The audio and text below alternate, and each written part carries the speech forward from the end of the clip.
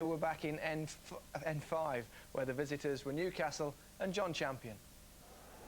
Those who designed this most classical of stadiums always intended it to be a ground like no other. After their travails at Wembley, Arsenal's players have every reason to feel that there is nowhere quite like Highbury.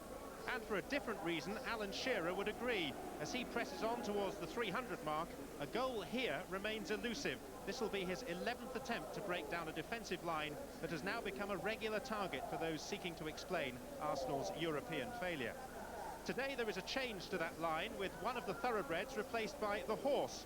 No disrespect intended, that is Oleg Luzhny's nickname, and he's in for Lee Dixon. Patrick Vieira's lengthy suspension hasn't yet started, but with Parler and Petit injured, and Bergkamp, Kanu and Overmars all offered sanctuary on the bench, the side has a much less familiar look. Newcastle have struggled to find a goalkeeper, with Shay Gibbon injured and Steve Harper suspended. Dutchman John Carelsa plays for only the third time. There's a change of shape, with Frank Dumas returning as the spare man at the back. Pistone switches to the right in place of the banned Barton. Kevin Gallagher is again preferred to Duncan Ferguson. Last season's cup final referee Peter Jones was in fine fettle before the game, maybe in contrast to the home team, who are still licking their European wounds. As for Newcastle, they're the only side in British football without an away point. And hence Bobby Robson's reaction when he walked into the ground and saw that scoreboard an hour ago. He said that would do us nicely.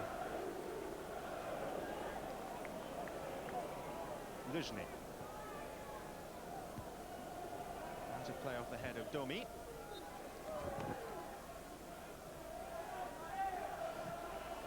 He, like several others today, returning from injury. Ljungberg. Dispossessed by Robert Lee. Clearance by Marcelino has fallen for Henry. Dumas failed to get rid of it in time. And his fellow countryman was able to whistle in the first effort on goal in this game. It's the first time that Thierry Henry and Davor Schuker has been selected together as Arsenal's front partnership.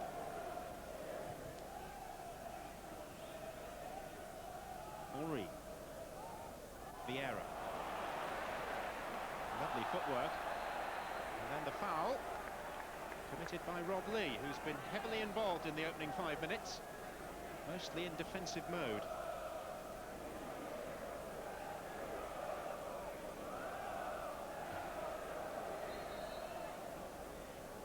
Henry with the free kick.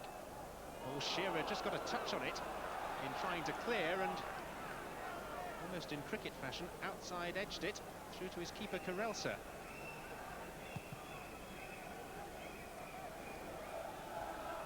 Bobby Robson's team have begun largely on the back foot. They might expect that at Highbury, as Arsene Wenger looks for an improvement in terms of results. The European defeat should not detract, he says, from their efforts to go top of the Premiership. Cabezas. Throw quickly taken, affording space to Vieira, who was chopped down. Nikos Dabizas receives a yellow card.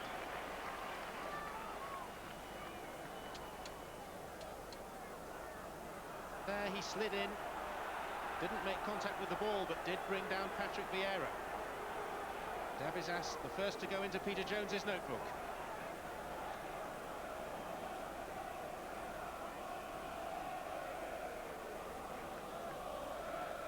The famous sinner, sinned against.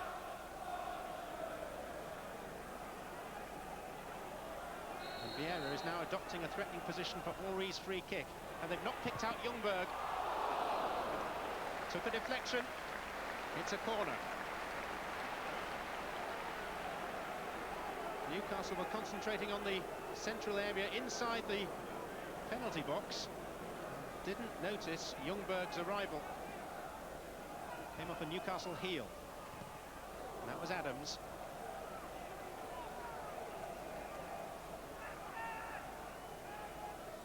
So Dabizas, saved earlier by an offside flag from a possible caution, if not worse. Now has received sanction from the match official. Domi has pulled wide and has been well found by Rob Lee. And Newcastle have 4 men forward inside the penalty area. Intercepted though by an Arsenal man, Winterberg.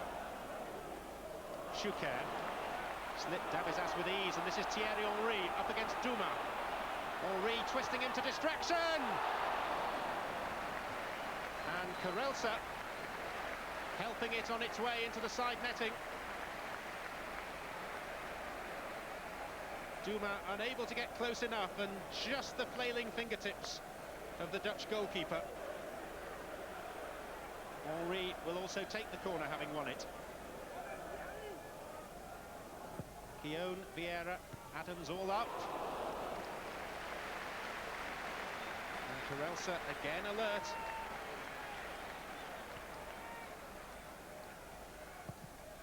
Floated in well. Vieira. Henry. It hit Marcelino. And there's precious little that Newcastle can do to prevent the corner. The usual suspects have come forward. And is this half, which has largely been bereft of any great entertainment, going to finish with a real bang? Maybe it is. Vieira.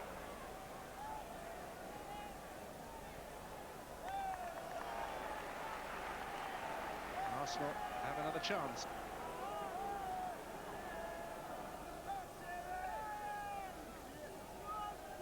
To be taken by Henry. It's a good one. It's Vieira, and it's off the line by Duma. There's Keown.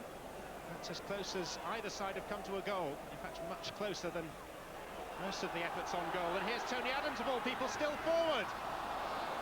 And Karelsa did well, hurling himself at the feet of Tony Adams and doing enough to put him off. Dabizas was also back there helping out, and Duma made the vital save on the line. It was the header that hit Chouquet from Vieira and then was kicked off the line, and then when the ball was put back into the danger area, Tony Adams found that the attentions of Dabizas, Karelsa and Duma combined were just enough to halt him.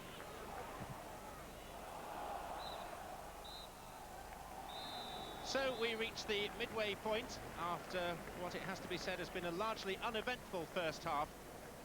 The one moment of note, the goal line clearance by the veteran Frenchman Franck Duma to deny Arsenal a goal. Vieira's header deflecting off Chouquet and hooked away from right on the line. In fact, looking at that, there is a case for saying that the whole of the ball was over the line. So a half-time talking point here at Highbury, despite the goalless scoreline. A change by Arsenal at the start of the second half. Dennis Bergkamp's entry can no longer be delayed in the view of the manager Arsene Wenger, and he is on in place of Thierry Henry. Arsenal have specialised this season in scoring late goals. A third of their 30 goals have come in the last 10 minutes of matches, so it is early yet for them. And in the second half, they're playing from right to left, attacking the north bank end of the ground, and maybe feeling slightly aggrieved at not being in the lead already after that moment of controversy in the latter stages of the first half involving Franck Duma. It's a clean tackle by Grimandi. First touch for Bergkamp, and a second. Now Luzhny. Dabizas with the header. Guy Beale, the linesman on this near side from Taunton in Somerset, was right on the line as Duma made the clearance, but didn't think that the ball was completely over the line. Bergkamp. Almost too deft a layoff. Straight to Lee. Luzhny's header. Here's Gallagher. Dreadful mistake, which was compounded by Keown, failing to clear the ball decisively. And Seaman relieved to grab hold of the ball at the end of all that. Keown could have averted the danger, but didn't, and Seaman had to come to the rescue. Adams. So both Arsenal's Dutchmen now on, Bergkamp and Overmars. then a real tangle involving Keown and Shearer, and the linesman has flagged. Alan Shearer is looking plaintively at referee Peter Jones, who is jogging across to talk to Guy Beale. Now, if the free kick stands, then Keown could be in real trouble. Guy Beale was at the centre of the one incident of note in the first half, and Peter Jones is reaching for his pocket and is going across to Martin Keown, who is still arguing his corner. Now, Shearer looked to be doing a little bit of tugging, but then clearly the arm was around Shearer's neck. Keown was the only defender near the incident, and yet the decision is yellow card.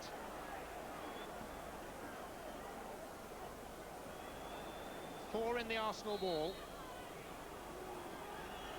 And Speed running over it, Solano striking it, and off the corner of the wall, and behind for the corner. Clearly pre-arranged, and it was Bergkamp who was the repellent in the wall. In by Solano, and out by Vieira. Speed. So on a day such as this that Bobby Robson feels 66 years old rather than 66 years young. Vieira. Trying to pick out Overmars, whose pace will allow him to keep it in. Schuker, Vieira and Bergkamp all available to him. Karelsa couldn't hold it, and Domi was grateful to sweep it behind.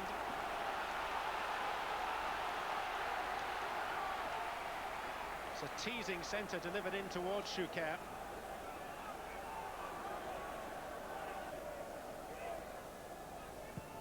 Winterburn's kick.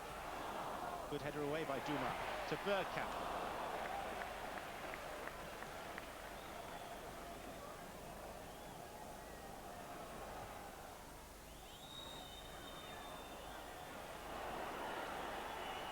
Luzhny. Just hitting and hoping really from Arsenal at this late stage. Here's Speed though for Newcastle, who will be halted in mid-flow. And Bobby Robson's wish has come true. He would have settled for that prior to kick-off. The team whose games have produced more goals than any other are involved in a goalless draw. Newcastle have at last gained an away point. As for Arsenal, amidst all the doom and gloom of their European exit and their failure to win here, it is worth recording that they are 2 points better off after 1/3 of the Premiership campaign than in either of the last two seasons. But precious few chances, and 0-0 the full-time score here at Highbury. I didn't think we could win here today playing open football, so I've gone for a close game. I've got a point, it's worked, and there will be the odd game away from home when I will have to look at that situation, because in the two games we've done it, we performed very well. Can you describe to us the difference that Bobby Robson has made to your life at Newcastle? I think it is obvious on the pitch, and everyone is near to the club. The fans, they know, and they can understand that the whole situation has been changed, and there is a new atmosphere in the club, and I think he's the main reason that the club performing with that way. Are you convinced, having seen the freeze frame shot, that the hull of the ball was over the hull of the line? Yes. What is more difficult to understand is that if you see it on TV, the linesman was well positioned, so he should give you an explanation. I can tell you why he didn't give the goal. We've had a decision which has gone our way. I understand how Arsenal must feel about that. But it's a bit of luck on our part, and I'm not complaining about luck. You enjoyed that, didn't you, Alan? That was dire. Absolutely shocking. No exciting defending either. Even the highlights were bad. It was 11 minutes. It was Quick analysis, goals, none. Chances, none. Entertainment, none. Things to get enthusiastic about, none. Shots on target, none. That's a lie. There was three. There was actually three. But it's amazing. It was a bad game, and we're talking about the way the game. We're talking about the way the game's changed earlier on in the season, right? We've got a guy on the bench, Cano, who scored a blistering hat-trick last week against Chelsea, the last 15 minutes. He doesn't bring him on. Why? That was crying out.